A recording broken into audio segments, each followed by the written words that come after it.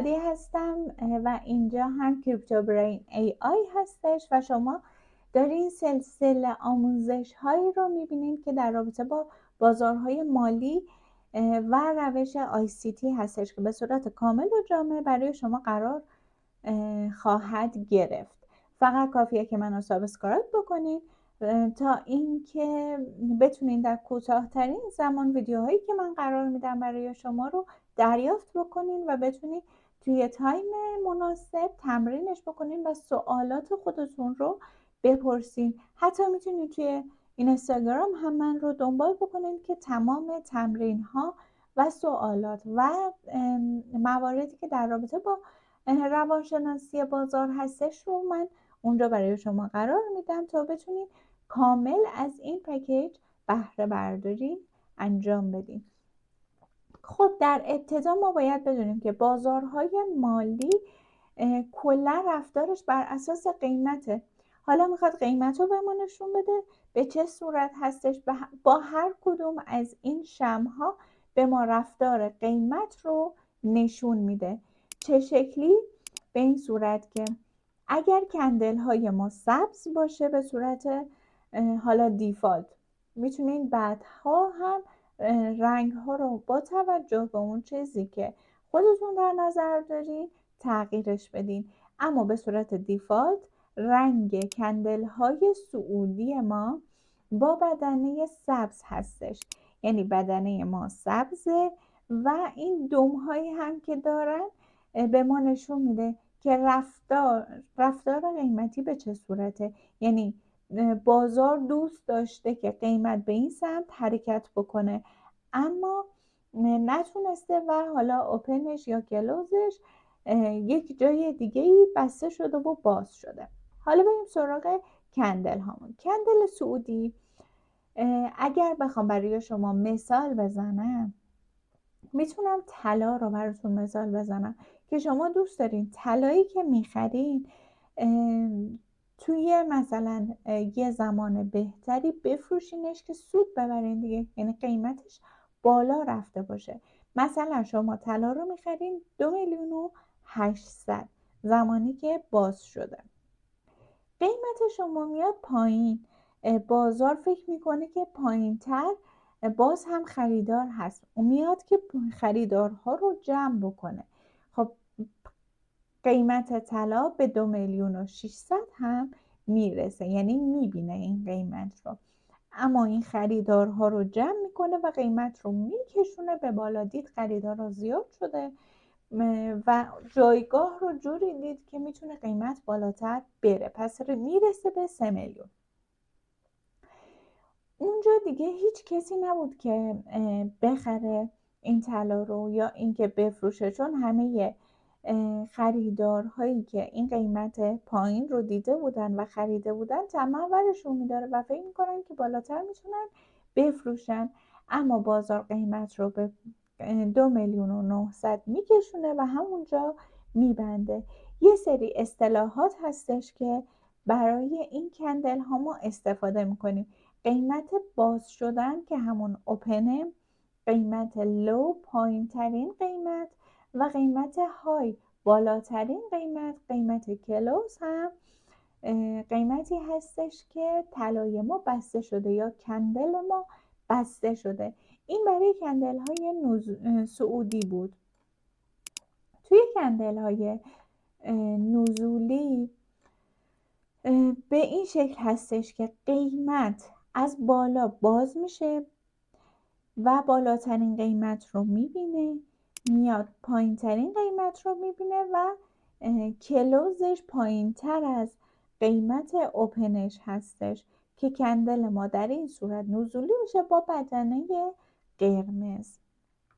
حالا ما همین رو میتونیم توی بازار مشاهدهش بکنیم، ببینیم که یک کندل ما من اینو بزرگ کنم براتون که کاملا مشخص باشه. یک کندل ما، بذارین اونی که از جفت طرف دوم داره که به اصطلاح بهش میگن شادو رو بهتون نشون بدم. قیمت ما این بالا باز شده،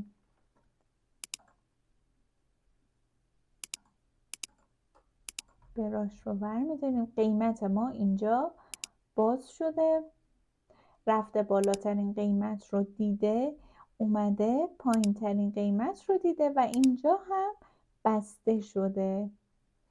به این صورت ما رفتار قیمتی رو مشاهده می‌کنیم. امکانش هم هست طلا اینجا قیمتش باز شده باشه. حالا این روی چارت بیت کوین هستش. بیت کوین قیمتش اینجا باز شده باشه، کندلی که قراره به ما نشون داده بشه حالا دم بالا خیلی کم داره، میتونه اصلا نداشته باشه، میتونه دمش خیلی بلند باشه یا هر اتفاق دیگه ای. فقط ما اینو باید بدونیم که هر کندلی که ما داریم امکان داره شادو داشته باشه، یعنی شادوی بالا داشته باشه، شادوی پایین داشته باشه، میتونه هم نداشته باشه، اما ما این کندل رو در هر صورت داریم. یه جاهایی هم امکان داره که بدنه ما که همین باشه هم بزرگ باشه، یه جایی امکان هستش که خیلی کوچیک باشه، حتی یه خط باشه. حالا با ببینید اینجا مثلا شادوی پایین بسیار بلند بود، شادوی بالا هست و بدنه خیلی کوچیکه. حالا جلوتر توی این اینستاگرام من برای شما هم تمرین میذارم و توی برنامه‌های جلوتر هم به شما رفتار قیمتی رو میگم که هر کدوم از این کندل ها با این مشخصات چه چیزی رو قراره به ما نشون بدن و کجاها قراره که برای ما زنگوله ذهنمون رو روشن بکنه که آلارم رو به ما بده که قراره این بازار تغییر رفتاری داشته باشه. یعنی مثلا بازار ما نزولی بوده، حالا کجا میتونه که این بازار صعودی بشه. توی برنامه‌های بعدی اینها رو شما یاد میگیرید. توی این ویدیو من فقط خواستم که به شما بگم کندل و بازار به چه صورت حرکت میکنه. یعنی میخواستیم ببینیم که بازار روی قیمت حرکت میکنه، این قیمت ها با کندل میتونیم که مشخص بکنیم که رفتار قیمتش چه شکلی بوده و میتونیم متوجهش باشیم. و این اصطلاحات های، لو و کلوز کجا به ما نشون داده میشه که شما نگاه بکنین. من الان میام روی این مثلا کندل بالا رو اگر نگاه بکنین، اینجا رو به شما گفته اوپن، های، لو و کلوزش روی چه قیمت هایی بسته شده و باز شده و چه قیمت هایی رو دیده. حالا شاید برای شما سوال پیش بیاد که این رفتار قیمتی توی چه بازه زمانی هستش که ما بهش میگیم تایم فریم و اون قضیه توی تریدینگ ویو و بازارهایی که ما قراره توش معامله بکنیم به این صورت هستش که خودمون میتونیم با توجه به استراتژی که داریم مشخص بکنیم که کندل های ما رفتار قیمت رو توی 1 دقیقه نشون بدن، 1 ساعت نشون بده، 1 روز یا 1 هفته یا 1 سال نشون بده که هر کدوم از اینا استراتژی خاص خودش رو داره که این هم جلوتر ما قراره یاد بگیریم و بررسیش بکنیم. به چه صورت؟ مثلا الان دیلیه، میتونم بذارمش روی ویکلی. خب به این صورت که ما میایم دورش. اینجا سمت چپ یک سری ابزار هستش توی قسمت تریدینگ ویو که این رو به راحتی شما توی گوگلی سرچ بزنید میتونید پیدا بکنید و روش ثبت نام رو هم ازش یاد بگیرید. من اینجا نمیگم که تعداد ویدیوها دیگه ویدیوهای پایه یعنی خیلی زیاد نشه و شما به راحتی بتونید ویدیوهای آموزشی رو پیدا بکنید و ببینید. فقط اینکه تریدینگ ویو رو میتونید سرچ بکنید، توش عضو بشین و این صفحه رو داشته باشین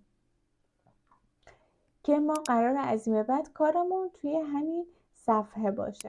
حالا من این رو اولین کندل رو کادر رو میکشم دورش که ببینیم یک هفته میتونه چند روز باشه. ببینید اون یک کندلی که برای ما توی یک هفته یه دونه بود، توی روزانه ببینید چند تاست.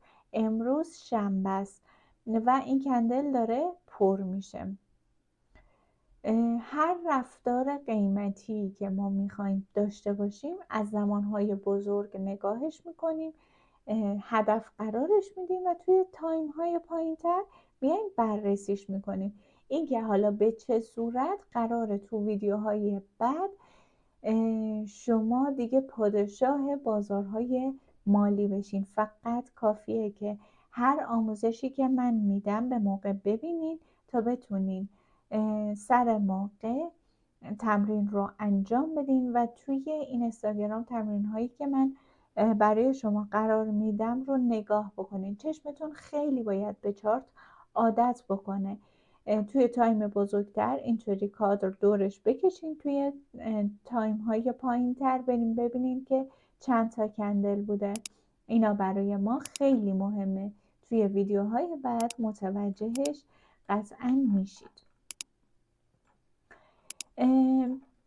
این ویدیو اینجا به نظرم دیگه براش کافیه، چون فقط میخواستم که شما رفتار حالا کندل ها رو ببینین که هر کندلی یعنی هر شمعی به چه صورت هستش. یعنی دم داره، دم بالا داره، دم پایین داره، بدنه داره و میتونه بدنه هم نداشته باشه. و اینکه این کندل ها برای این به ما نمایش داده میشه که رفتار قیمتی رو به ما نشون بده. و اینکه حالا اگر بخوایم قیمت رو هم ببینیم سمت راست تریدینگ ویو میتونین قیمت ها رو ببینین و زمان رو اگر بخواین نگاه بکنین این پایین میتونین زمان رو مشاهده بکنین. چقدر هم زمانم فلشم قشنگ شد اینجا که هر مثلا کندل